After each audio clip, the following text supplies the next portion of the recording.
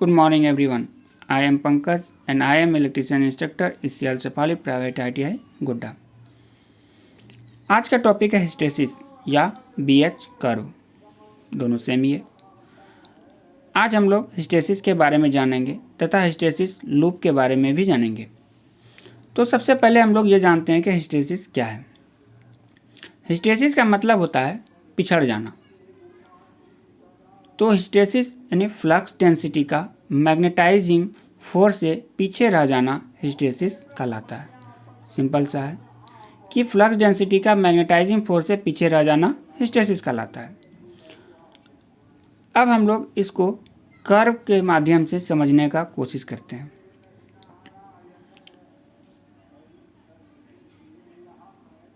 सबसे पहले हम एक आयरन का टुकड़ा लेते हैं और उसमें ऊपर पर सोलेनॉइड यानी इंसुलेटेड वायर को लपेट देते हैं।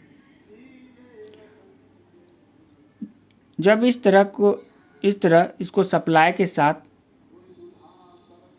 नहीं जोड़ते हैं तब तक आई का मान 0 होगा, क्योंकि सप्लाई के साथ नहीं जोड़े हैं। जब करंट का ही मान 0 होगा तो मैग्नेटाइजिंग इंटेंसिटी यानी एच का मान भी 0 होगा, क्योंकि करंट ही 0 है। जब H का मान 0 होगा तो B का मान भी 0 होगा, जब तक इसमें सप्लाई के साथ नहीं जोड़ा जाता है। अब अगर इस सोलेनॉइड में सप्लाई को इंक्रीज और डिक्रीज करते हैं तो देखते हैं क्या होता है। सबसे पहले इसको सप्लाई के साथ जोड़ेंगे, फिर इसको इंक्रीज करेंगे, सप्लाई को यानी बढ़ाएंगे और फिर घटाएंगे, तब देखते हैं इसमें इसके ग्राफ पर क्या फ़र्क पड़ता है। तो सबसे पहले हम सप्लाई के साथ सोलेनॉइड को जोड़ते हैं। जैसे कि आप चित्र में देख पा रहे हैं, ऊपर में एक सोलेनॉइड है और उसको सप्लाई के साथ हम जोड़े हैं। तो आई का मान बढ़ता है क्योंकि करंट बढ़ रहा है।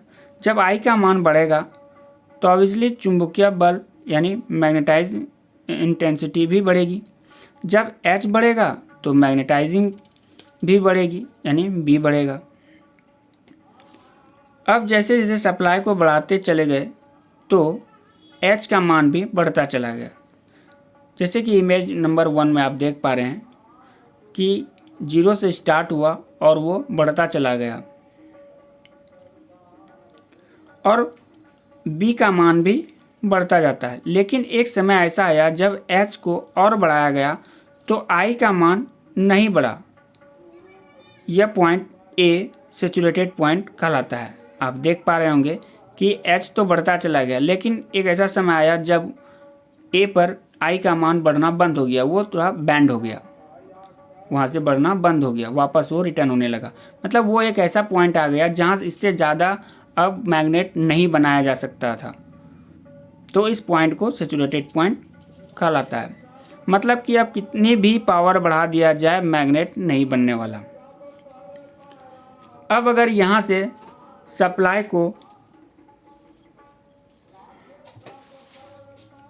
को डिक्रीज किया जाए यानी घटाया जाए वहाँ से, तो इसको वापस 0 पे आना चाहिए था।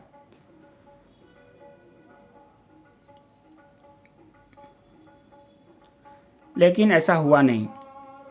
मैग्नेटाइम की वैल्यू 0 तक आना चाहिए था, पर ऐसा नहीं हुआ। मैग्नेटाइम की वैल्यू 0 नहीं होता है। जैसे इमेज नंबर 2 में आप देख पा रहे हैं, जब उसको वापस रिटर्न किया जाना चाहिए था, तो इमेज नंबर 2 में आप देख पा रहे होंगे कि जब वापस इसको पावर को डिक्रीज किया गया तो उसको वापस 0 पे आना चाहिए था। 0 पर ना आकर के वो बी तक पहुंच गया।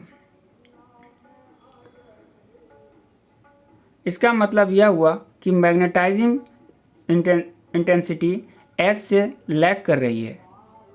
जब मैग्नेटाइजिंग फील्ड की वैल्यू 0 नहीं हुई तो इसका मतलब हुआ कि मैग्नेटिक मटेरियल के अंदर कुछ मैग्नेटाइजिंग बचा हुआ रह गया, जिसे रेसिडुअल मैग्नेट या रिटेंटिविटी कहते हैं। जो आप देख पा रहे हैं, 0 से लेकर के बी के बीच का जो गैप है वो रिटेंटिविटी कहलाता है। ये रिटेंटिविटी हर मैग्नेटिक मटेरियल के लिए अलग अलग होती है। जिसकी जितनी बड़ी रिटेंटिविटी होगी उसमें उतनी ही अच्छी मैग्नेटिक बनेगा। अब इसको आगे देखते हैं इमेज नंबर 3 में। इमेज नंबर 3 के अनुसार सोलेनॉइड में करंट का डायरेक्शन चेंज करके देखते हैं तो बी की वैल्यू सी पर 0 हो जाता है। बी की वैल्यू सी पर 0 हो जाता है। 0 से सी के बीच को जो गैप है आप देख पा रहे होंगे, 0 तो हो जाता है पर 0 से सी के बीच के गैप बनता है जिसको कहते हैं कोरिसिविटी। अब यहाँ ध्यान से देखिए कि I को 0 करने के लिए H को कितना नेगेटिव पावर लगाना पड़ा, तब जाके I 0 हो पाया। I 0 होने के लिए पहले तो रेसिडुअल मैग्नेट को समाप्त करना होगा, तब जाके I 0 होगा। I को 0 करने के लिए जो फोर्स लगा उसको कोरिसिव फोर्स कहते हैं, जो 0 से C के बीच लगा है, जो कि आप देख पा रहे होंगे इमेज नंबर 4 में। 0 से C के बीच की जो गैप है उसे कोरिसिव फोर्स कहते हैं।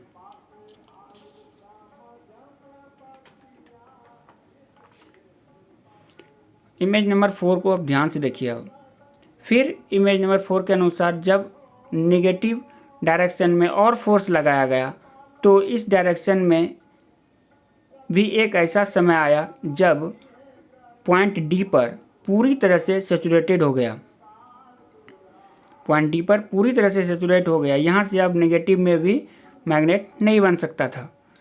फिर जब वापस और बढ़ाया गया तो H 0 हो गया पर I 0 नहीं हुआ, मतलब I नेगेटिव में भी रेसिडुअल मैग्नेट बना। आप देख पा रहे हैं कि D को D E तक पहुंच गया, जबकि D को 0 तक पहुंचना चाहिए था। वो D E तक पहुंच गया और 0 और E के बीच एक मैग्नेटिज्म बना हुआ रह गया। अब यहाँ से अगर आगे बढ़ाया गया, सेम डायरेक्शन में करंट को और बढ़ाया गया तो नेगेटिव में भी रेसिडुअल मैग्नेट जो बना था उसको समाप्त करने में, यानी डिमैग्नेटाइज होने में, सबसे पहले तो उसको डिमैग्नेटाइज हो गया, फिर आगे बढ़ा तो वापस ए पर वो पहुंच गया। इस तरह से हिस्टैरिसीस का लूप एक तैयार हो गया। हिस्टैरिसीस लूप तैयार करके हमें ये पता चला कि किस पदार्थ में कितना रिटेंटिविटी बनता है। जैसे आप नीचे देख पा रहे होंगे, जैसे आप इमेज में भी देख पा रहे हो, समझ पा रहे होंगे कि हर पदार्थ में अलग अलग रिटेंटिविटी अति रेसिडुअल मैग्नेट या रिटेंटिविटी बनता है। देखिए स्टील में की रिटेंटिविटी और सॉफ्ट आयरन की रिटेंटिविटी, अलॉय स्टील की रिटेंटिविटी, हर चीज़ की रिटेंटिविटी अलग अलग बन रही है। तो जिसकी रिटेंटिविटी बड़ी बनेगी वो उसमें उतनी अच्छा से मैग्नेट बनेगा। तो आज इस टॉपिक को यहीं समाप्त करते हैं। नेक्स्ट क्लास में हम लोग देखेंगे कि हिस्टैरिसीस लॉस क्या होता है। नए वीडियो का नोटिफिकेशन पाने के लिए लाइक, शेयर एंड सब्सक्राइब जरूर करें। आप इस इमेज में भी देख पा रहे होंगे। Thank you.